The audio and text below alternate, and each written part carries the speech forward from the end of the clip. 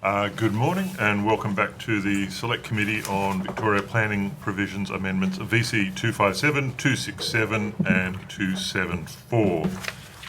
Before we get the witnesses to introduce themselves, I'll just provide some advice. All evidence that is taken today is protected by parliamentary privilege as provided by the Constitution Act 1975 and provisions of the Legislative Council Standing Orders. Therefore, the information you provide during the hearing is protected by law. You are protected against any action for what you say during this hearing, but if you go elsewhere and repeat the same things, those comments may not be protected by this privilege. Any deliberately false evidence or misleading of the committee may be considered a contempt of Parliament. All evidence is being recorded and you will be provided with a proof version of the transcript following the hearing. Transcripts will ultimately be made public and posted on the committee's website. Could I welcome you today and thank you for attending on what I know is very short notice.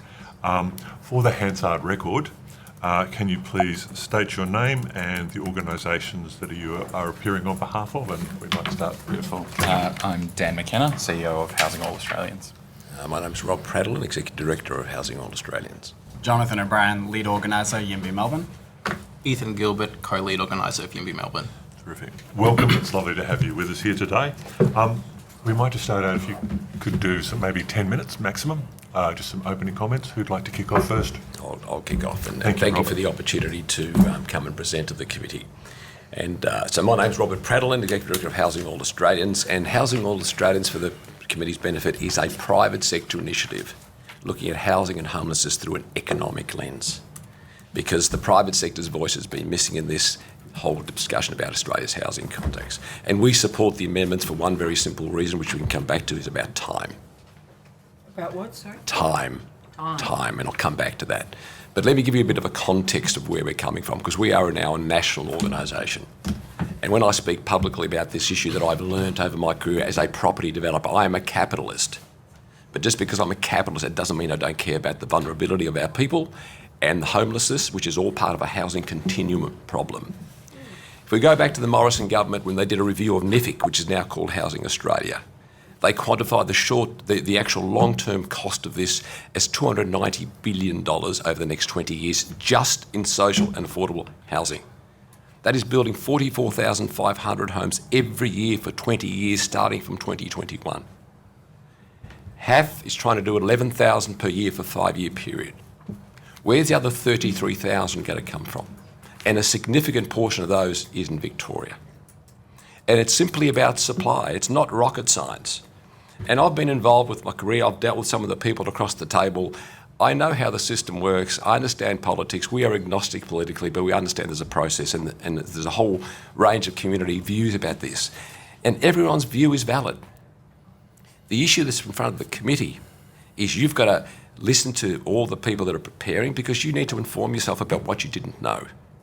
The same thing is what happened to me when I first learned that, and I say this publicly, when I'm there selling apartments, housing and land, when I was General Manager of Australand, which became Fraser's Property Australia, I assumed, like most Australians, that our governments were looking after our vulnerable people. And I discovered they weren't. And I'm in the industry. This has been developing over the last 30 to 40 years. And it's going to take 30 to 40 years to fix it if we are all serious about it. And everyone's got the right intention. In fact, the lady that spoke before, Joan, she said this is an issue. We need to do this. But there's a problem with the process. Well, the issue is, if we had to start today, let's say we all agreed to provide new housing supply. It's going to take 5 years to get an additional house on the market because of the process. And what's happened? We've allowed homelessness, which is the canary in the coal mine, to a much broader issue in the whole housing continuum, which ends up with essential workers not finding accommodation where society needs them to service. So it's a continuum issue. And unless we can do that at scale, our grandkids are already stuffed because of the house prices.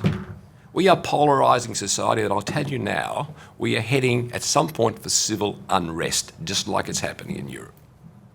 So Housing All Australians was formed of the fact that, to be honest, I've spoken to many governments, many ministers, same planning portfolio or same housing portfolio, but different person, and every time you have to re-educate. Because to be fair to you, I've spent my whole life in property, and you've been asked by Parliament to come back with recommendations to guide the next future.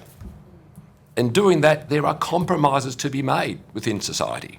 That is part of your job, to inform Parliament based on all the evidence we've heard of what we've learnt through this process. This is what we think is the best interest of all Victorians, not just anyone, including us. And that is the task, is to learn and ask questions. So we are here to be that vessel to ask the questions. I've had the unique opportunity to work in the private sector, to understand we are heading, and it's just so clear, of the freight train. And I started discussing this over 10 years ago. It's so obvious if you're in the industry. But you've got to bring people on the journey, because it's not an easy thing to solve. The ecosystem is so broad. We're talking about planning. There are many more obstacles, including some of the stuff we heard yesterday about tax. It's a whole range of things. But unless we start to put the framework for future generations, we're never going to solve it. And should this current government change at the next election, you're starting from scratch. In some ways, whatever comes out of this committee meeting sets the framework for whatever the next government may be, because we have to continue doing housing supply. So in some ways, from an opposition self-interest, something that comes out of this should set the framework for doing something when you get into power. Otherwise, we're starting again. Because I have discussed the same issue when the Labor Party was in opposition, and the same arguments presented then. It's taken 11 years for them to realise we're in a housing crisis. My concern, as a concerned Australian and Victorian, whichever government comes into power next, how long we have to wait again. And this is getting worse incrementally because we're allowing things to become normalised. And that is a danger for future society. So look, we are here to offer as a sounding board, being a property developer, a compassionate capitalist we call ourselves now, that understands the public policy we are all trying to achieve, and everybody has well-meaning intentions. How do we come up with a conclusion from a committee to inform Parliament about what the best way forward is on a bipartisan basis as best you can? Because I get there's politics. So we are here to answer questions subsequent to this, and Dan will answer any detailed questions, but that's all I've got to say as an intro. So thank you. Thank you very much. Jonathan, please. Thank you, committee members, for having us here. So, the housing crisis is a housing shortage. For decades, we have failed to build enough homes across Victoria, and especially in the most productive and sought-after places in our cities and settlements. The sum total of this has been to make us all poorer. Wealth increases, sure, as a function of house prices, but to what end? High house prices simply allow incumbent homeowners to sell their expensive houses and buy another expensive house. These high prices lock younger people out of the market. They consume our nation's earnings, displace our productivity, and drive families further and further out of our cities, displacing agricultural and biodiverse land on our cities' fringes for the sake of an endless horizon of suburban sprawl. Only now are we reversing course. Only now are we reckoning with our past mistakes. If there is one thing to take away from our submission to this inquiry and our presentation today, it's that these reforms are not radical. The Planning Institute yesterday stated for all to hear that they would prefer conservatism. And suddenly, these reforms are not conservative, but they are also not radical. As detailed in our submission, deemed to comply controls and third-party appeal exemptions are in operation across Victoria already. They operate more broadly in South Australia, Queensland, and the ACT. In Western Australia, third-party appeals do not even exist as part of the planning system, and yet no cataclysm, as far as we know, has come to the folks out west. By national standards, Victoria has an outsized number of opportunities for third-party appeal. We detail this in our submission, and we detail the impacts of this in our submission. What Victoria doesn't have is an outsized number of homes for people to rent, buy, and live in. Consider the National Construction Code, a far more important tool for ensuring health, safety, and well-being of all Australians than any jurisdictional planning code could hope to be. The Construction Code is deemed to comply. It doesn't rely on third-party appeals by a small minority of noisemakers for its operation. A building's plans are submitted. Those plans are safe, then the building can be built. After inspection, it can be lived in. The same is true for planning across many places across Australia and the world. If the homes comply, then they can be built. Then they can be lived in. This is not radical. What is radical is that for decades we have made it more and more difficult to build homes in this state, not just for the private sector, but for the public sector too. Homes Victoria, Development Victoria, community housing providers, all of these people fight the planning system every single day. The overarching story of planning in this state is government getting in its own way. And the results of this radicalism are all around us. The results are people homeless on the streets, rental inspections with lines wrapped around the block, and median home prices sitting at 9.8 times median income, 7th most expensive in the world. Members of committee, it's simple. Making it easier to build homes is an act of good and effective government. There is an old school conception of government, that it should exist merely as a rule maker, that you, our elected representatives, should be no more ambitious than a referee tasked with sitting on the sidelines and calling fouls. Occasionally, you might get to add a few new rules. You might get to call a few new fouls. But over time, those rules and fouls add up, and the game will slow to a halt.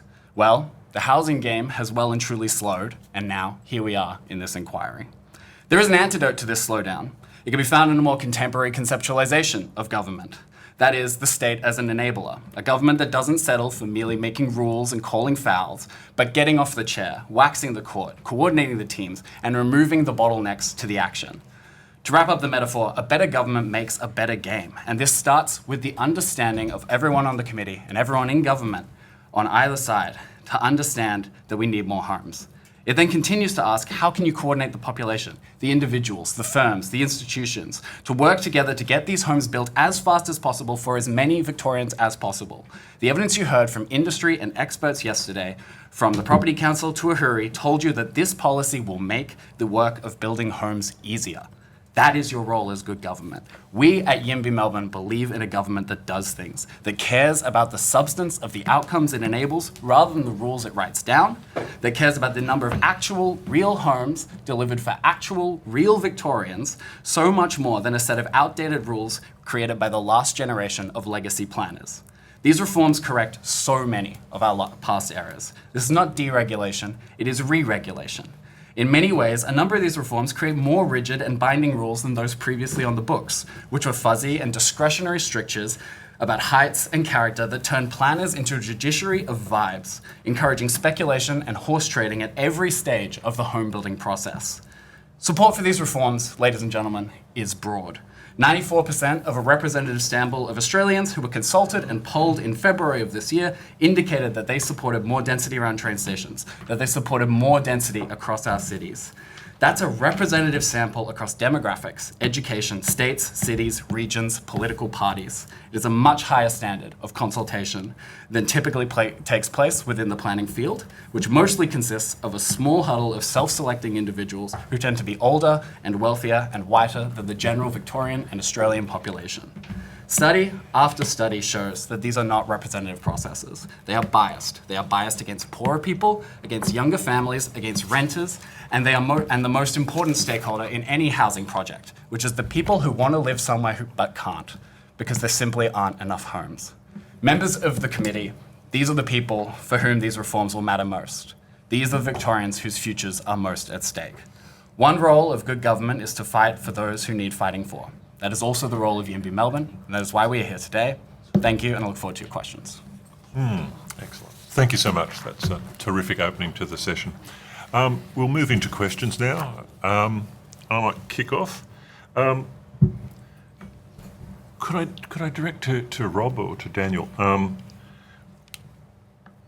In terms of the planning scheme amendments that are before us, okay, there's different views as to how high or how fast these changes should go forward, but this committee is tasked with looking at 3 specific planning amendments.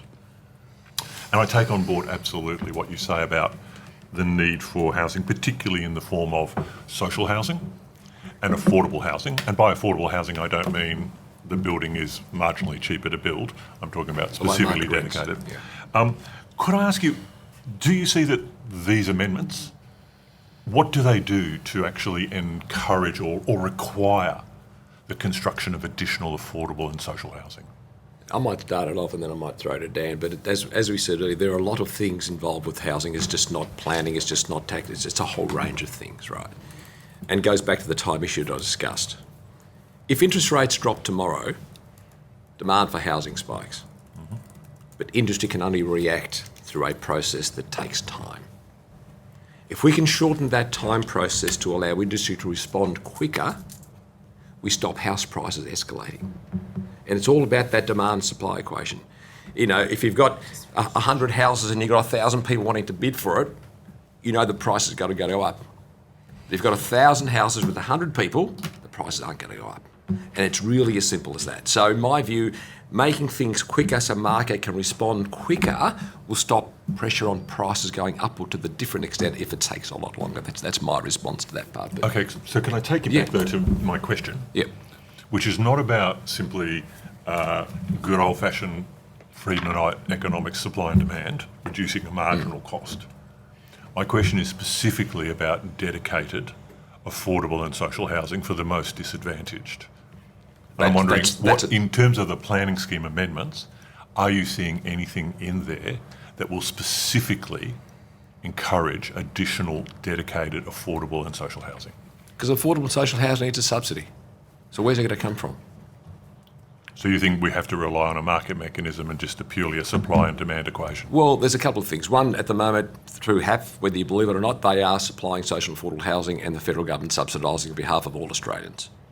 Part of what we're doing, which is in the papers, which I didn't want to discuss to distract the issue, is there's a way that we can work collaboratively, right, with local government specifically, because unless we create a subsidy through a density uplift or a carrot, just like Premier Minns is doing in New South Wales, you'll always be using government funds. Whether you're Labor or Liberal, depends on who. It's all about economics, about where's the funding going to come from to actually the subsidy.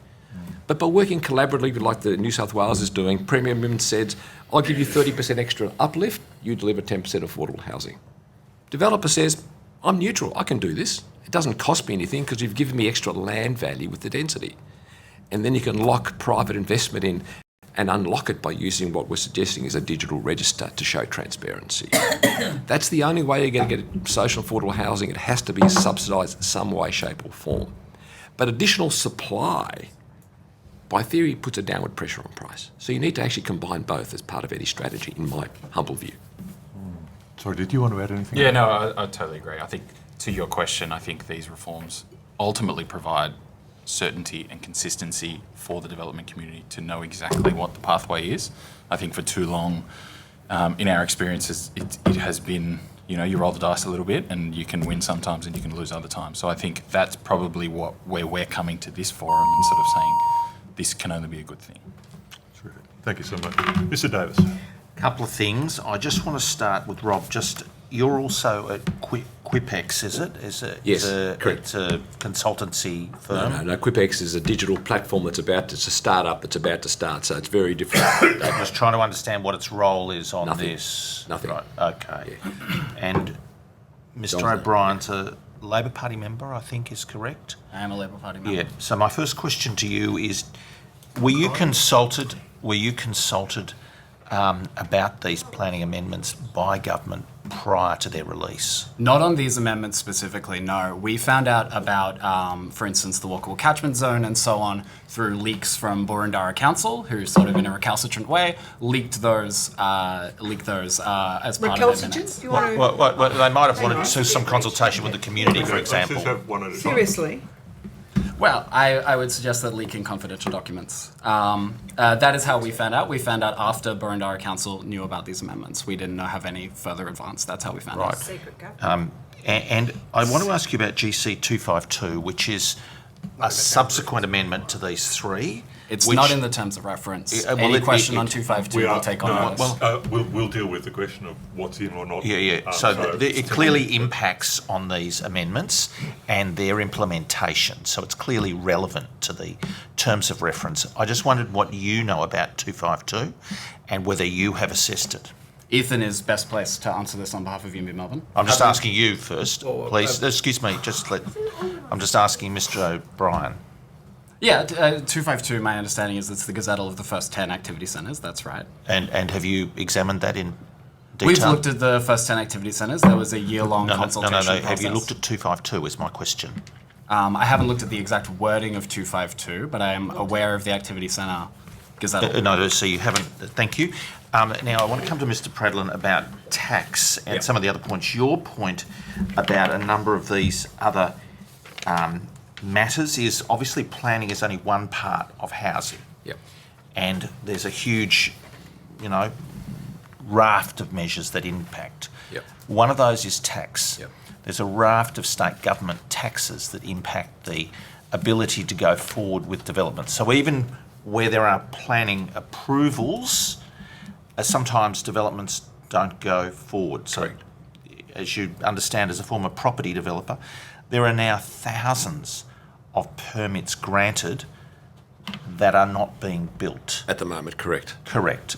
So I want to be very clear here that the mere change to the planning system will in no way guarantee the movement of development forward. At this current point in time, that is correct. Yep. And I want to ask you about a specific state government tax, the windfall gains tax. Have you looked at that tax and its impact? Yes, in fact, I was part of a earlier consultation process with this because the principle of the windfall gain tax is actually sound.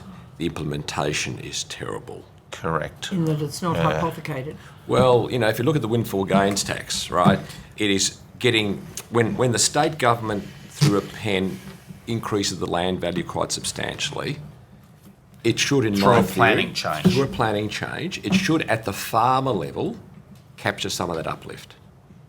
Because that's the way you can fund things without doing. But it must stay in the local government area that granted that.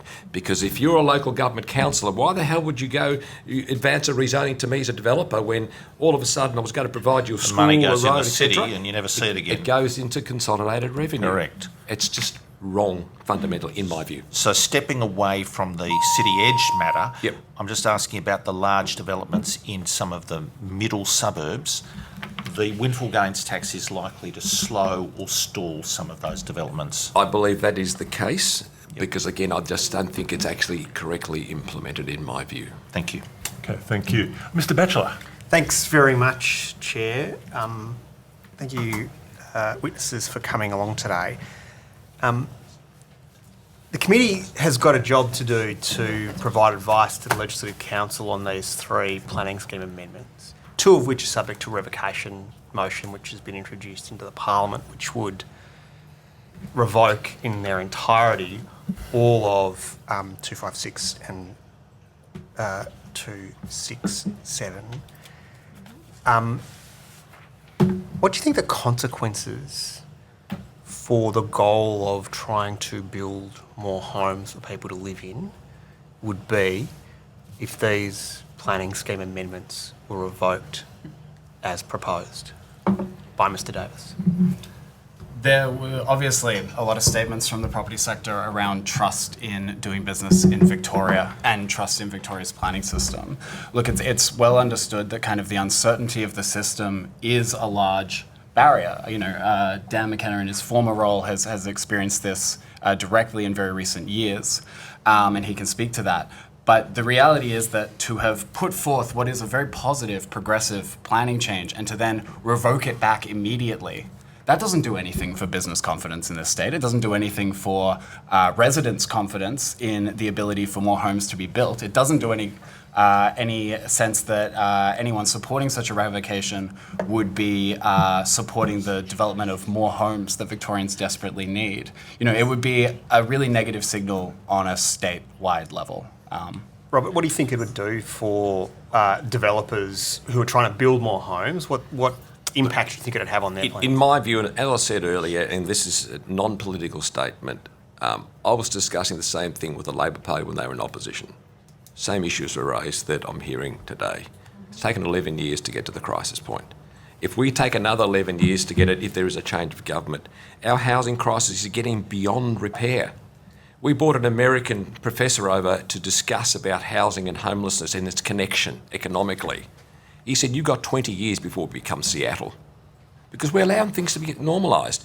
The issue here, there is no system that's perfect, right? This is not perfect, but time we're saving will save lives out of this.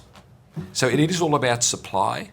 It is all about, from a bipartisan point of view, and I've heard references yesterday to the 800,000.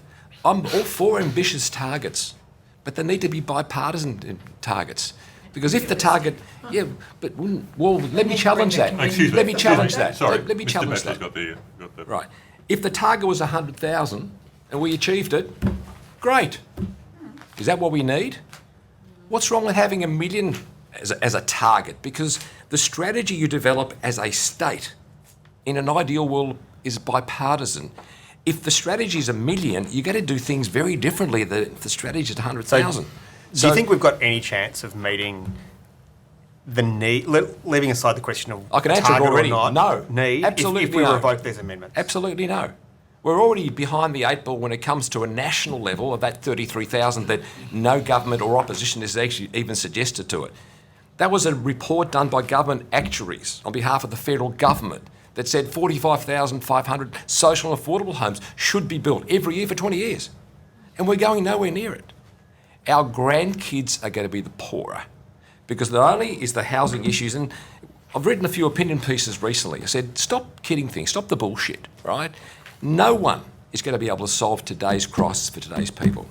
It's going to take 30 to 40 years. But the concern is if we don't, this social cohesion that's happening in society. If these amendments are revoked, do you think we're going to go backwards? I think we're going to go backwards, yes, I do. Thank you, Mr. Batchelor. Dr. Mansfield. Thank you, Chair, and thank you for your submissions and for appearing today. I'm interested in, I guess, your views. We've heard lots of different evidence, particularly from representatives of the planning sector, and we'll later hear from MAV, as, I guess, a peak representative body of councils who are the administrators of the planning system, who've raised a number of technical concerns about the specific amendments. And one of the overarching themes is that they felt that they haven't really been engaged enough in developing some of these things to be able to avoid potential unintended consequences of some of these. And I'm just wondering what your view on that sort of collaboration and cooperation with the planning sector and with local government. In an ideal world, what do you think it needs to be if we want to succeed on building more houses? In an ideal world, we need to collaborate with everybody because unless you can bring people on the journey and teach them about what they don't know, how the hell are they supposed to understand a sector that they don't have any clue about how to actually affect it? This is a community-wide problem. It's an educational problem. And all the councillors I have spoken to since I've left over 10 years ago, when I explain how the development system works, one of them, I specifically remember one councillor down in the southeast said, I didn't understand that. And yet they're making decisions. We need education because all the people that are living in the Burundaras of the world, when I explain to them what's going to happen to their grandchildren, they are concerned, and rightfully. Everyone's got the right intention in my view, but you need to understand what the implications are outside of our life because it is such a long lead time. So yes, there's always ways to improve things. Collaboration is the key, patience is the key. Bring people on a journey over a period of time and not just in a short space once you realise you've got a crisis on your hands. And that is a collective problem across a whole political system, in my view, not just one party or another. We don't respect that we need to bring people on board. I think, Jonathan, you referred to maybe some of these people as legacy planners, but I would perhaps put forward that the MAV, they are the contemporary planners. The vast bulk of planners are employed, professional planners are employed in local government. And I think there's, at least the submission reflects a widespread concern about certain aspects of some of these planning scheme amendments. I guess I'd be interested in your view on that. Yeah, I think there's a real, one of the really big struggles is that local government sort of has to respond to a set of, really delicate incentives, right? First and foremost, we've moved to this single member ward model. So now we have local councillors who are responding to kind of 10,000 voters, which means that, a small number of complaints about a given... Excuse me, Mr. Davis, please. Mr. Davis. Please continue. Thank you. That a given set of small number of complaints might represent a large number of the voters. Now, local councillors and local planners respond to that set of localised incentives. There's a real question as to whether that is the best place to have the incentives for, as Rob has been saying, a crisis that actually spans well beyond local government areas, a crisis that actually impacts the entire state, and where one council fails to deliver or under-delivers or blocks a given amount of housing, that has flow-on effects, it has spill-over impacts. There is a real question as to where we need to allocate these incentives in order for the housing crisis to be confronted. That's sort of where the locus and the logic that we're seeing in systems like the deemed to comply system that sort of set a set of rules and do make councils the administrators, but make it very clear that they're responding to statewide rules. And those statewide rules are set at a higher level where the incentives are just much better to make better decisions for housing that affects sort of the entire population. It's not just localised. Thank you. Ms. Crozier. Thank you, Chair. Thank you all for being before us. Can I ask you, Mr. O'Brien, do you believe in an amenity community character or the uniqueness of suburbs that are impacted by these activity centres and the right for those residents to have a say? I believe first and foremost that the amenity of our communities and the uniqueness of our communities comes from the people who live in them. And the ability for people to live in places allows for greater amount of amenity. It allows a greater investment in public goods. It allows more families to live in an area. I'll note that a lot of councils that do not deliver housing also have had declining populations of kids and young families. I think that's a big issue. I think that is a huge impact on amenity. I 100% believe in amenity and character, but I believe in amenity and character for spaces that we can share as communities and that we can come together and actually utilize. And, you know, it's not... So they're concerns, though, that the community are raising through the process what the government has done. I mean, you're a self-confessed activist for local council. It's all out there in the public domain. Absolutely. Member of the Labor Party, as Mr. Davis has highlighted. So you've got a vested interest in this. Just in relation to residents' rights, communities' rights, and the understanding of what the government's changes are. Do you believe that those communities have a right to be outspoken and not shut down? Absolutely. And, okay, you know, thank you. Mr. Paladin, can I ask you as well, do you believe that communities have those same rights? Absolutely. Part of a democracy, as David Davis said. Great, thank you. Can I also ask you, you mentioned tax, and you mentioned that was probably the number one issue from a perspective, from a developer's perspective. The Property Council spoke to us yesterday about this and highlighted some of those areas around land tax, stamp duty relief, various tax exemptions and the windfall gains tax that Mr. Davis has discussed with you. Can you just elaborate a little bit more on those, the tax implications that are making it difficult for developers Currently. and in relation to building in this state? Very happy to do it. And let's look this over the housing continuum, because obviously this blip about post-COVID, about construction costs, is only part of a little system. The system has to normalise at some point in time in the future to what the costs are going to be, because they're not going to go down, right? So that's going to take time, which means nothing gets built. If government wants to incentivise the private sector to actually build things now, and currently the current costs are higher than the market's propensity to pay, you should, at least in the short term, reduce the taxes until what is remaining is economically viable. Have you advised government of that? I've offered my services to both oppositions and governments over the years. Well, we've been in opposition for a decade, but I'm talking about the current government, given the uplift of increasing taxes. I haven't specifically been asked to, but the offer's there for anyone to use me as a sounding board for, without fear or favour, telling exactly like it is in the developer community. But it's yes, a big at the moment, absolutely. At the moment, nothing's economically viable. What might be viable are townhouses, maybe, but apartment projects, forget it for a number of years. Can you just elaborate a little bit? Apartment projects, they're just not viable.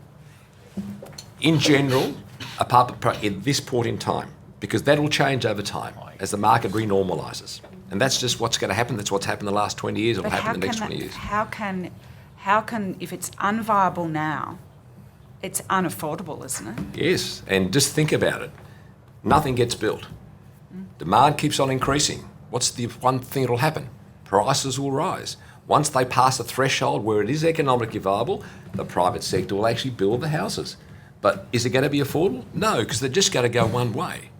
This is why we have to increase supply at a whole range of different areas. So in those different areas, what about in the regions? What about in other areas around the fringes of Melbourne where there is, people want to live, it's cheaper to build in these areas. What about developing those areas? And I specifically, in some of the regional centres as well. Regional Australia and Victoria is suffering for key worker accommodation and affordable housing. That is just fact, right? Should we go there first then? To be quite frank, we should go everywhere first because it is that critical. But it can't be done because the costs are too high and the government taxes. In the short term. But I'm also proposing that we extend the urban growth boundaries to include fringe development at the moment because the differential construction cost of a townhouse and an apartment are so significantly different. As I've said in a recent opinion piece, you can't actually live in a 6-square apartment if you're a family. Yeah, Okay, correct. thank you so much. Thank you. Ms Watts, over to you. Thank you, Chair, and thank you all for being here today. I wanted to start off particularly around third-party appeals and where that has led to inequality in supply because of essentially holding up a range of housing projects across the state. Do your organisations believe that third-party appeals are used in a way to minimise the types and number of people moving into an area, firstly, and then what impact is that having on supply? Yes, that's certainly our view. Third-party appeals are used ultimately to stop things from happening rather than to enable things from happening. That is the purpose of these systems, notably within the Victorian planning system and within the Planning and Environment Act. There is no recognition of submissions to support a development, only recognition within the Act to recognise objections. So when we rally our members to support new development in areas, we actually have to submit objections and then say up front, just so you know, this is a notice of support. And that's because the Act exists to stop things from happening in its current form. And third-party appeals are a part of that. So yes, it's unquestionable. We've obviously run a lot of permit data. We found that missing middle projects get the lowest approval rates. We found that the highest approval rates come from the Council of Brimbank at 90%, the lowest approval rate, Banyule at 39%, and that just over 30% of dwelling permits rejected by councils eventually get approved at VCAT. 30%. Yes, on the whole, but then... 7% don't. But then, more than 2/3 of the permits rejected by 4 councils, Glenara, Bayside, Stonington and Melbourne, are later approved at VCAT. So that's more than 2/3 of those 4 councils. So this is stochastic, like it's spread noisy data, but on the whole, we are seeing large numbers of things that get held up in the system ultimately get approved at the judiciary. But our view is that we shouldn't have to go to a judiciary. We should have this simplified system that allows us to get things through faster. Yeah, perhaps this is for if you had any other comments on that, but I just wanted to ask, do some suburbs face less challenges, as you've noted, but from a developer community, are you finding that there is... If you go back to my earlier comment, it's time. Right, if we go through a democratic process where we consult at one point in time, where we go through the strategy, what we need as a society, all that goal, then we agreed on a set of rules, and to shortcut time, because of that analogy about when demand spikes, you need to respond quickly, Yes. then the third-party appeal should have been, you've had your chance, these are the rules, and we need to then let industry respond to those rules, Yes. if that makes sense. Now, we know that what we're looking at here is increasing supply in a range of existing and established suburbs, as outlined in the Plan for Victoria. I'm interested to understand about, I've just actually lost my train of thought. Well, we hear lots of demonising of people living in apartments, that they are choosing to live lives that are less worthy in their dog boxes in the sky. Do you think that there is a damage that's being done by public narratives, by public leaders around suitability of apartment living?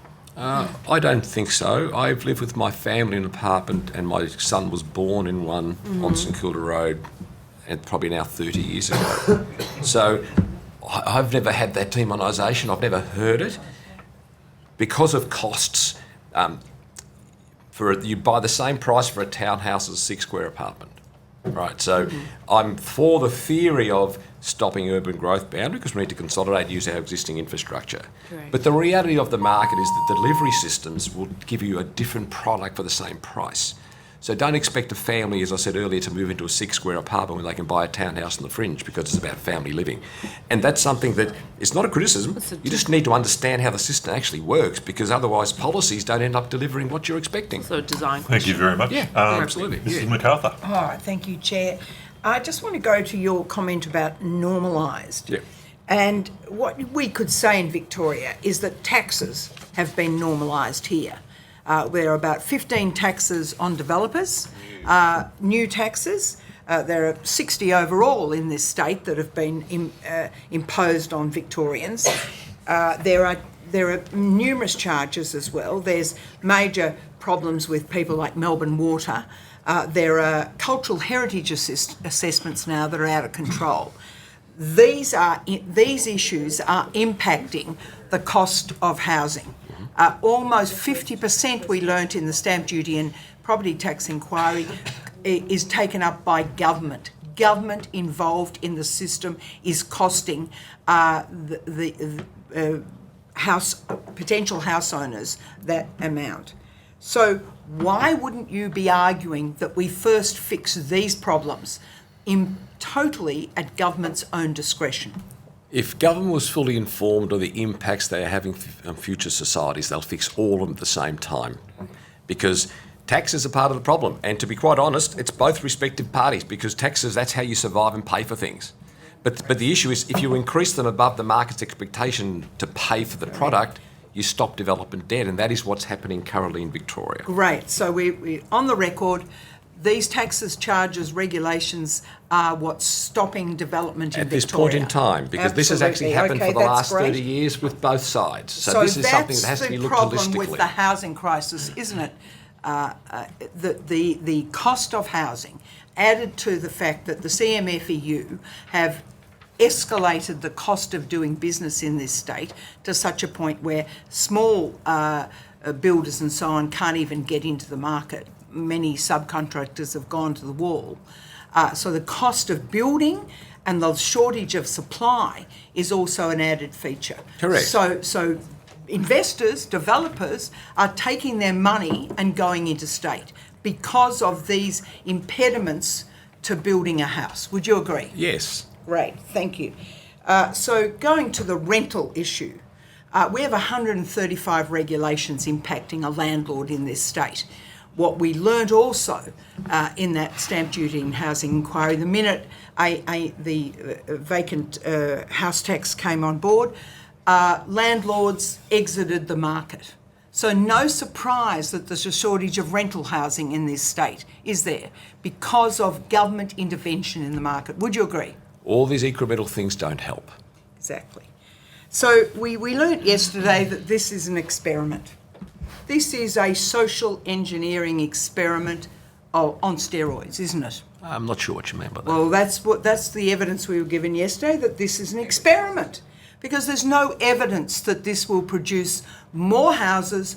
Certainly, we were absolutely told they will not be cheaper. There will not be affordable or social housing as a result of these changes to the planning amendments. Would you agree? This goes back to my point. If this is where we end up and nothing happens, we're just going to get worse. So we have to realise that we have all got a responsibility to the Victorian people. You are charged with the responsibility to go back to Parliament with something that says, on value balance of all these objections, we think this is in the best interest of Victorians. And the issue is to single out a point in time. It's unfair to the whole housing system, which has taken, as I said earlier, 30 to 40 years to get here. It'll take 30 to 40 years to get out. But we normalise things. We normalise taxes. A bit of extra tax here, it's not going to make a difference. Well, it does. Okay, absolutely, right? It does. But so does we're running out planning. of time. You said about bringing people on the journey. Yes. Would you say that people have been brought along on this journey? I can't comment specifically, other to say that both sides don't bring the Victorian public on the journey It's for the long government enough. that are implementing the changes. Thank We you. heard before Thank you that so much. nobody has been brought along on the journey. Sorry, can we have a little bit of order, please? Thank you so much. Mr. McIntosh. Hello, I want to thank you for coming today. I'm sorry some members... I'm sorry for hogging it up, to be No, honest it's with okay. you. I'm sorry that some members on the committee are excessively loud in the volume of their voice and the way they're trying to communicate with you. But I think we acknowledge this is a problem housing is an issue right around the Western world, and we know that such big issues, and this is what I want to come to in this question, is the big issue of it, are complicated, and they require a value set that underpins policies that form a plan to deal with it.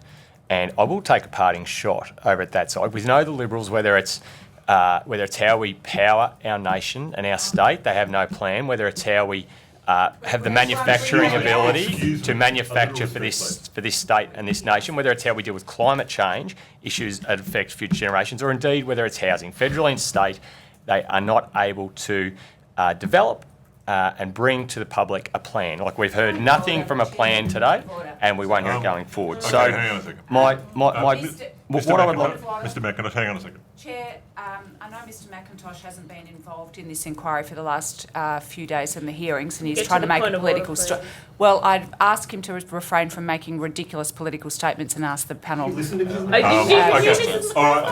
the terms. A bit of order, please. Thank you. I don't think that's a point of order. Thank you. Excuse me. Excuse me. No, we're just going to get through this and put this done, all right? So what I want to come to is what has been referenced a number of times, is the big picture of where we end up if we don't tackle housing. And I think you've started to talk about it broadly, but if you can just give us some specific examples in coming decades. We've heard comments around, birth rates and families. I'm interested in ability to house health workforce, aged care workforce, childcare workers. So if you can just give us a bit of a glimpse into what the next 10, 20, 30 years looks like if we don't address it from a practical livability sense. As I said earlier, Housing All Australians represents the private sector voice from an economic lens. One of the first things we did, we did an economic study for Australia on the long-term cost to our country if we don't supply sufficient housing, which includes affordable housing. The additional cost to the current federal budget would be $25 billion in today's dollars by 2032. My concern is that we won't be able to afford that, so therefore our values get reduced. So this is a fundamental issue. We think housing should be reclassified as fundamental infrastructure for a future prosperous country. Because without housing, we have unintended human consequences that span into physical and mental health, family violence, justice, policing, long-term welfare dependency. Unless we address this, our country is stuffed. We don't want to become America. We've got 20 years to do it, and this requires leadership at all levels of government to collaborate together, federal and states, in the interest of our grandchildren. We won't be around. But my concern is that we're heading for civil unrest. It is that dire, but because it's being normalised, we're not seeing it. That is my answer to the question. Thank you. Yeah, certainly I can echo everything that Rob said. We know that the strongest correlation that we have in studies for homelessness is what the absolute rate of rent is, at market rent specifically, regardless of how many sort of subsidies there are. And we know that the number one control on market rents is absolute market supply. The reality of the evidence base is that the best way to confront these chronic problems of homelessness, of people not being able to, have a secure place to live and start their life journey or continue their life journey after some calamity that was totally unfair and outside of their control, we know that the number one thing to do is to ensure that there are enough homes to go around. That is the number one thing we have to do. These amendments help that, and we should be doing everything we can to help solve that problem for the sake of those who are most in need. And can I just add a little bit more to that? Nothing's perfect, right? Nothing's perfect, but what's the consequence of not doing it? That is, and do we wait another 10 years, it gets worse? That's my concern. Thank you. That's my time, Chair. Thank you. Thank you, Mr. McIntosh. We've got time for probably a couple of quick questions. Mr. Davis, one question quickly. My question is first to Rob and then to Jonathan. There are, and you've made the point that this is broader, the need for housing. There are alternate sources of supply. So an example would be Fisherman's Bend. Should that be brought on? Absolutely. Yep. Certainly, Fisherman's Bend is one area where development could take place. It's my understanding that there are insurance problems on Fisherman's Bend in terms of getting mortgage insurance. because of the flooding risk there, is my understanding. And the second part of my question is some of the costs that are built in. For example, today there's a story in the papers about a 30% premium on building where CFMEU is involved. Is that part of the affordability cost problem? That is should part that of- be tackled head on? That is part of why we're getting a differential delivery system between houses and apartments, and that skews what you can deliver. Does Mr O'Brien support tackling the CFMEU in this way? I think we should be looking at how and who is allowed to build and how those labour costs are inflated by whichever stakeholders are involved. Thank you. Ms Watts, did you have another question? Yes, thank you, Chair. I appreciate the opportunity. I actually have a question for Mr McKenna. We haven't had a chance to hear from you yet, if you don't mind, if that's all right. Yep. Apologies, Robert. I represent the Northern Metropolitan Region, an area that has lots of medium density housing and affordable housing coming into that area. I'm just wondering if, given your experience both within this role and previously, if you can speak to some of the barriers that have been faced Yep. in the development of medium density housing in Yeah. the sort of inner and middle ring suburbs, and then in your view about these amendments and if you think that they will in fact deliver more affordable housing as well as medium density in those inner and middle ring areas. Yeah, absolutely. So I've sort of been on a journey for the last 10 to 15 years around that specific area in the northwest, where changes needed to happen. Old industrial, people leaving. This is where housing needs to be. Inner ring suburbs, well serviced by public transport, and yet we still had significant opposition, partly from the community who were, worried about change and worried about the future, but a lot within council as well. And I think, we got a lot of attention, a lot of media at the time, and in the things that we were proposing. And the frustrating part for us was we would come back to the same council chambers a year later, 3 years later, 2 years later, and it would be different faces and the same questions, and we would have to sort of take people on an education process about what we were trying to do and why this was important. And yet even now in 2025, I'm no longer there, but there's still the same conversations being had about the same issues we were talking about in 2015. So I talked about it in the media a lot of the time. We didn't get permits. We had to go to VCAT. We lose a year. All of a sudden, to take the emotion and frustration out of it, all it did was cost a whole lot more money, which we had to then pass on to the future residents and occupants. So they became less people in their 20s and 30s and more people who could justify those premium costs.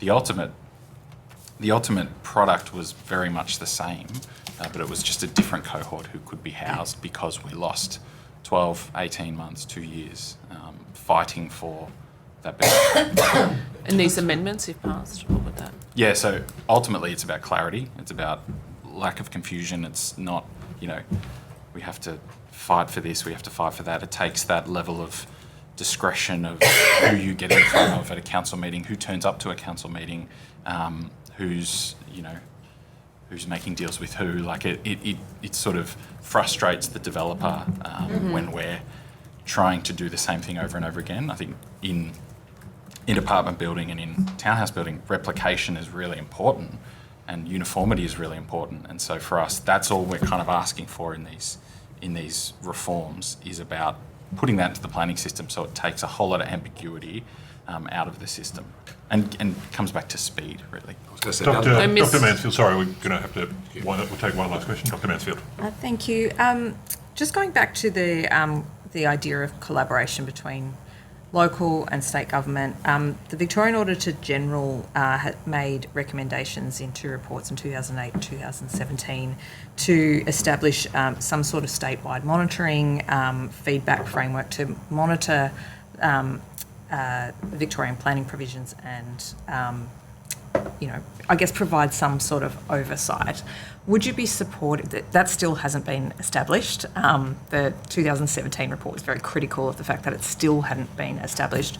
Would you be supportive of some sort of body like that being set up to oversee what are quite significant planning changes? Yeah, I won't talk to the exact model put forth by Vega and these exact amendments, but certainly we at YIMBY Melbourne have been hugely supportive from day dot on more oversight of the planning system. I think a big problem that we have is that a lot of what happens in the planning system is that plans get made with decades-long horizons, and there is actually no monitoring of whether those plans have been successful. There's no regular updating, there's no regular tweaking of reforms. I think reforms that are regularly updated based on the outcomes they generate are better reforms. Yeah, and to add to that, to shout out Wyndham Council, their Wyndham plan has a lot of things like that, which is a good example of trying to monitor the outcomes and adjust as the plans move along to see how they manifest in reality. I'm like, that's a great initiative by that council, and I applaud them for it.